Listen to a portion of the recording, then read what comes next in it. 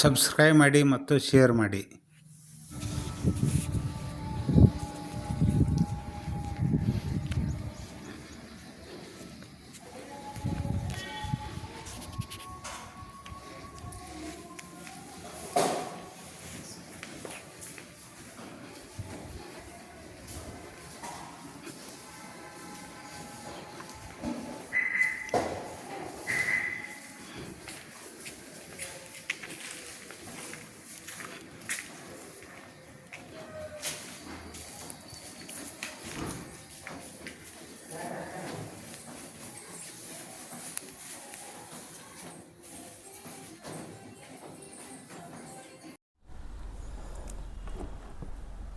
ಇಲ್ಲಿ ಮಂದಿರದಲ್ಲಿ ರಾಜಕೀಯ ಭವಿಷ್ಯ ಬಹಳ ವಿಶೇಷವಾಗಿರತಕ್ಕಂಥ ಫಲವನ್ನು ಕೊಡ್ತಕ್ಕಂಥದ್ದು.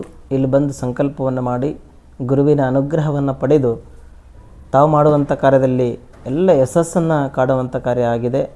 ಹಾಗಾಗಿ ಇಲ್ಲಿ ಬರುವಂಥ ಭಕ್ತರಿಗೆ ಎಲ್ಲರಿಗೂ ಸಮೃದ್ಧವಾಗಿ ಗುರುವಿನ ಅನುಗ್ರಹ ಪ್ರಾಪ್ತವಾಗಿ ಎಲ್ಲರಿಗೂ ವಿಶೇಷವಾಗಿರತಕ್ಕಂಥ ಅನುಗ್ರಹ ಆಗಿದೆ. ಮತ್ತು ವಿಶೇಷವಾಗಿ ಇಲ್ಲಿ ದೀಪವನ್ನು ಹಚ್ತೇವೆ ನಾವು.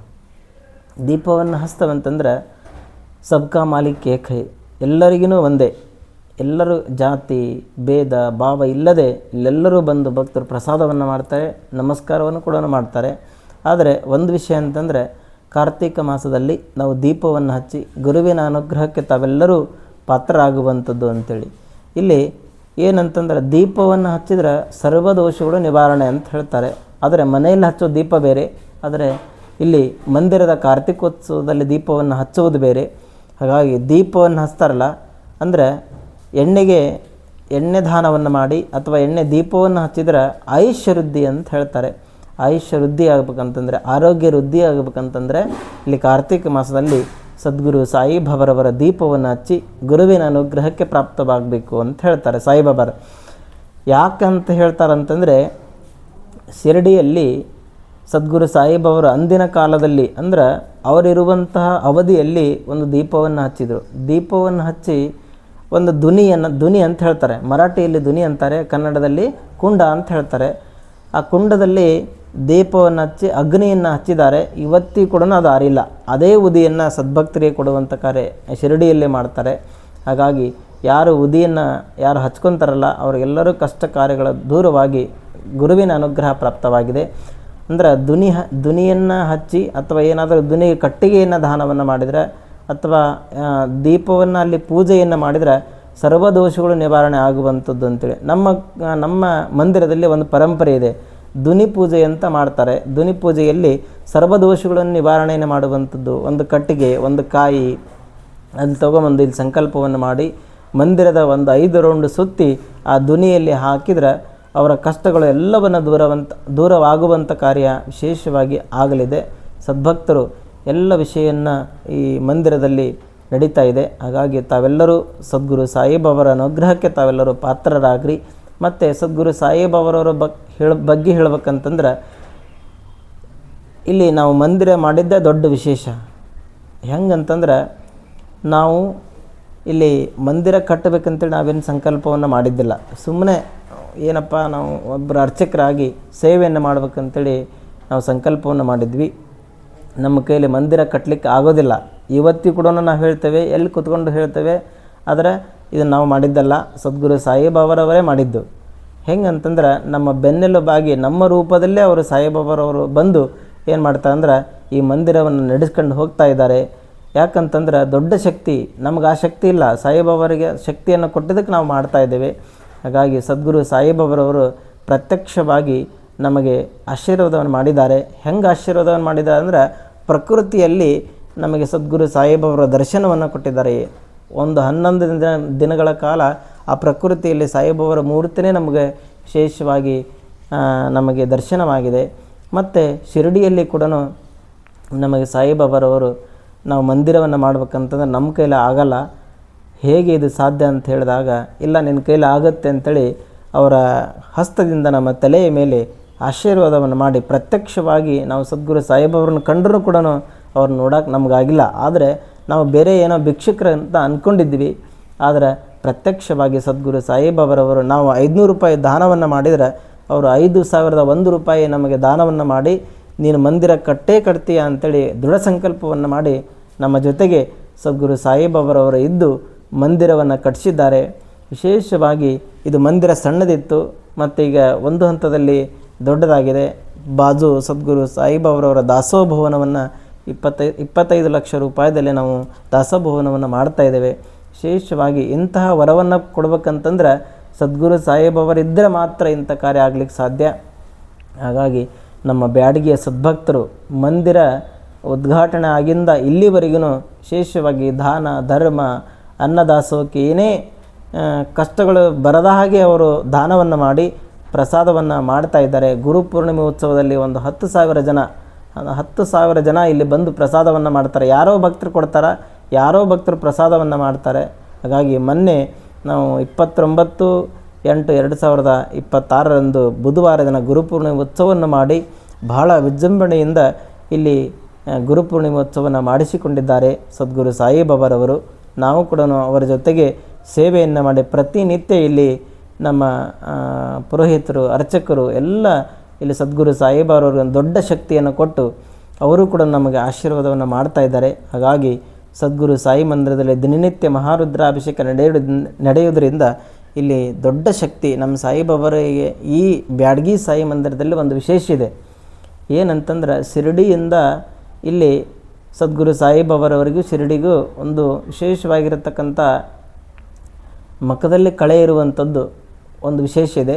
ಹಾಗಾಗಿ ನಾವು ಅದನ್ನ ಹೇಳೋಂಗಿಲ್ಲ, ಹೇಳಿದರೆ ತಪ್ಪಾಗ್ತದೆ. ಹಾಗಾಗಿ ವಿಶೇಷವಾಗಿರ್ತಕ್ಕಂಥ ವರ, ಯಾರು ವರವನ್ನು ಬೇಡ್ತಾರಲ್ಲ ಅವರಿಗೆ ವಿಶೇಷವಾಗಿ ತಕ್ಷಣವೇ ಅವರಿಗೆ ಶೀಘ್ರವಾಗಿ ಫಲವನ್ನು ಕೊಡ್ತಕ್ಕಂಥ ಶಕ್ತಿ ಸಾಯಿ ಮಂದಿರಕ್ಕಿದೆ. ಇಲ್ಲಿ ಬ್ಯಾಡಗಿಯಲ್ಲಿದೆ ಮತ್ತು ಶಿರಡಿಯಲ್ಲಿ ಕೂಡ ಇದೆ. ಎಲ್ಲ ಮಂದಿರದಲ್ಲಿ ಎಲ್ಲಿ ಸಾಯಿಬಾಬಾ ಮಂದಿರ ಇದೆ ಇಲ್ಲಿ ಕರ್ನಾಟಕದಲ್ಲಿ ಎಲ್ಲಿದೆ ಹೋಗಿ ಒಂದು ಗುರುವಾರ ದಿನ ನಮಸ್ಕಾರವನ್ನು ಮಾಡಿ ಸಂಕಲ್ಪವನ್ನು ಮಾಡಿದರೆ ಅವರ ಕಾರ್ಯ ಯಶಸ್ವಿಯಾಗಿ ನಡೀತಾ ಇದೆ ಅಂತಕ್ಕಂಥ ಹೇಳ್ತಾ ಇದ್ದೇವೆ. ಮತ್ತು ವಿಶೇಷವಾಗಿ ಸಾಯಿಬಾಬಾರವರು ಯಾರು ಏನು ಕೇಳ್ತಾರಲ್ಲ ತಕ್ಷಣವೇ ವರವನ್ನು ಕೊಡ್ತಕ್ಕಂಥವ್ರು. ಹೇಗೆ ಅಂತಂದ್ರೆ ಒಬ್ರು ಯಾರೋ ನೀರು ಕೇಳ್ತಾರೆ, ಬೆಟ್ಟದಲ್ಲಿ ಕಲ್ಲು ಮೇಲೆ ಕುತ್ಕೊಂಡಿರ್ತಾರೆ ಸಾಯಿಬಾಬಾರವರು. ಕುತ್ಕೊಂಡಾಗ ನೀರು ಕೇಳ್ತಾರೆ, ನಾನಿಲ್ಲ ಕಾಶಿಗೆ ಹೋಗಬೇಕು ಅಂತ ಹೇಳ್ತಾರೆ.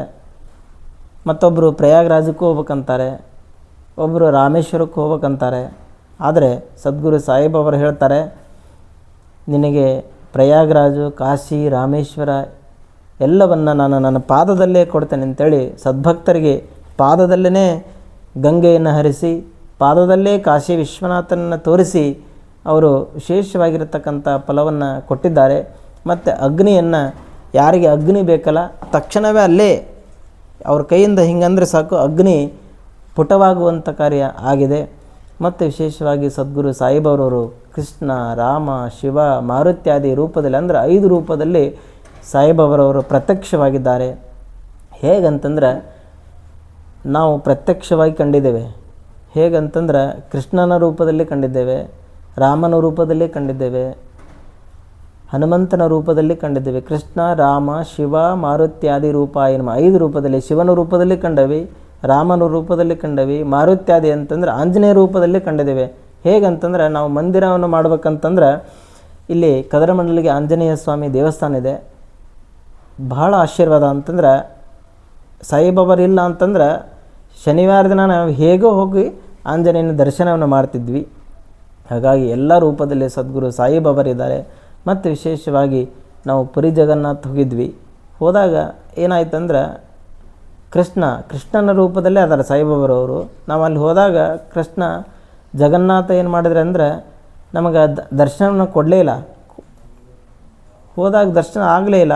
ನಾನೇನಪ್ಪ ಸಾಯಿಬಾಬಾರ ಅಂತ ಹೇಳಿದಾಗ ಸಾಯಿಬಾಬಾರವರು ನೀನೇನು ವಿಚಾರವನ್ನು ಮಾಡಬೇಡ, ನಿನ್ನ ಕನಸಿನಲ್ಲೇ ಬಂದು ಕೃಷ್ಣನನ್ನು ಆಶೀರ್ವಾದವನ್ನು ಮಾಡ್ತೇವೆ, ಕೃಷ್ಣನ ದರ್ಶನವನ್ನು ಮಾಡ್ತೇವೆ, ಜಗನ್ನಾಥನ ದರ್ಶನವನ್ನು ಮಾಡ್ತೇವೆ ಅನ್ನುವಂತಹ ಆಶೀರ್ವಾದವನ್ನು ಕೂಡ ಅವರು ಮಾಡಿದ್ದಾರೆ. ಸದ್ಗುರು ಸಾಯಿಬಾಬಾರವರು ವಿಶೇಷವಾಗಿ ಅವರಿಗೆ ಎಷ್ಟು ಹೇಳಿದ್ರೂ ಕಮ್ಮಿನೇ. ಆದರೆ ಒಂದು ವಿಷಯ ಮಾತ್ರ ಗೊತ್ತಿರಲಿ, ಇಲ್ಲಿ ನಾವು ಯಾವುದೇ ಜಾತಿ ಭೇದ ಇಲ್ಲದೇ ಸಬ್ಕಾ ಮಾಲಿಕ್ ಏಕೈ ಅಂಥೇಳಿ ಏನು ಸಾಯಿಬಾಬಾರು ಹೇಳಿದ್ರಲ್ಲ ಅದೇ ರೂಪದಲ್ಲಿ ನಾವು ಇಲ್ಲಿ ಯಾರಿಗೂ ಕೂಡ ಜಾತಿ ಭೇದವಿಲ್ಲದೆ ಯಾರೇ ಬಂದರೂ ಕೂಡ ಮಂದಿರಕ್ಕೆ ಸಾಯಿಬಾಬಾರ ಪಾದಕ್ಕೆ ಮುಟ್ಟಿಸಿ ಅವರ ಮಸ್ತಕವನ್ನು ಮುಟ್ಟಿಸಿ ಸದ್ಗುರು ಸಾಯಿಬಾಬಾರ ಆಶೀರ್ವಾದವನ್ನು ಮಾಡಲಿಕ್ಕೆ ನಾವು ಪ್ರತಿನಿತ್ಯ ನಾವು ಮಾಡ್ತಾ ಇದ್ದೇವೆ. ಹಾಗಾಗಿ ಸದ್ಭಕ್ತರು ಇಲ್ಲಿ ಬ್ಯಾಡಗಿ ಶ್ರೀ ಶಿರಡಿ ಸಾಯಿಬಾಬಾ ಮಂದಿರಕ್ಕೆ ಯಾರಾದರೂ ಇಲ್ಲಿ ಬಂದು ಸಂಕಲ್ಪವನ್ನು ಮಾಡಿದರೆ ಸಾಕು, ಏನೇ ಕಷ್ಟ ಇರಲಿ, ಏನೇ ತೊಂದರೆ ತಾಪತ್ರೆ ಇರಲಿ, ಎಂತಹ ದೋಷನೇ ಇರಲಿ, ಎಂತಹ ಕಷ್ಟನೇ ಇರಲಿ, ಅದೆಲ್ಲವನ್ನು ದೋಷವನ್ನು ನಿವಾರಣೆ ಆಗಲಿಕ್ಕೆ ಸಾಧ್ಯ ಅನ್ನುವಂಥ ಮಾತು. ಯಾಕಂತಂದ್ರೆ ಅದ್ಭುತ ಶಕ್ತಿ ಇದೆ. ಅಂದ್ರೆ ನಾವೇನೇ ಕೆಲಸ ಕಾರ್ಯಗಳನ್ನು ಮಾಡ್ಬೇಕಂತಂದ್ರೆ, ಏನೇ ನಮ್ಮ ಜೀವನದಲ್ಲಿ ಏನೇ ಒಂದು ದೊಡ್ಡ ಶಕ್ತಿಯನ್ನು ಮಾಡ್ಬೇಕಂತಂದ್ರೆ ಅದಕ್ಕೊಂದು ಅನುಗ್ರಹ ಬೇಕು. ಏನು ಅನುಗ್ರಹ ಬೇಕಂತಂದ್ರೆ ಅದು ಗುರುವಿನ ಅನುಗ್ರಹ ಅಂತ ಹೇಳ್ತಾರೆ. ಹಾಗಾಗಿ ಗುರುವಿನ ರೂಪದಲ್ಲಿ ಸದ್ಗುರು ಸಾಯಿಬಾಬಾರ ಇರೋದರಿಂದ ಎಲ್ಲರಿಗೂ ಗುರುವಿನ ಅನುಗ್ರಹ ಪ್ರಾಪ್ತವಾಗಲಿ, ವಿಶೇಷವಾಗಿರತಕ್ಕಂಥ ಫಲ ನಿಮ್ಮೆಲ್ಲರಿಗೂ ಸಿಗಲಿ ಅಂತೇಳಿ ನಾವು ಕೂಡ ದಿನನಿತ್ಯ ಸಂಕಲ್ಪವನ್ನು ಮಾಡಿ ಮತ್ತು ಎಲ್ಲ ಸಮೃದ್ಧವಾಗುವಂಥದ್ದು ಅಂಥೇಳಿ ನಾವು ಮಾಡ್ತೇವೆ. ಹಾಗಾಗಿ ಸದ್ಗುರು ಸಾಯಿಬಾಬಾರವರು ವಿಶೇಷವಾಗಿ ಏನೇ ಅವರು ಕಷ್ಟ ಕಾರ್ಪಣೆಗಳಿರಲಿ, ಏನೇ ತೊಂದರೆ ತಾಪತ್ರೆ ಇರಲಿ, ಎಲ್ಲವನ್ನು ದೋಷವನ್ನು ನಿವಾರಣೆಯನ್ನು ಮಾಡುವಂಥ ಶಕ್ತಿ ಅವರಲ್ಲಿದೆ. ಎಲ್ಲರೂ ಸದ್ಗುರು ಸಾಯಿಬಾಬಾರವರ ದರ್ಶನವನ್ನು ಪಡೀರಿ. ನಿಮ್ಮೆಲ್ಲರಿಗೂ ಏನೇ ತೊಂದರೆ ತಾಪತ್ರೆ ಆಗದೆ ಅವರು ನೋಡಿಕೊಳ್ಳುವಂಥ ವ್ಯವಸ್ಥೆಯನ್ನು ಅವರು ಮಾಡ್ತಾರೆ ಅನ್ನುವಂಥ ಮಾತು ಸ್ವಲ್ಪ ಬಂದು ಮಾಡ್ತಾರೆ.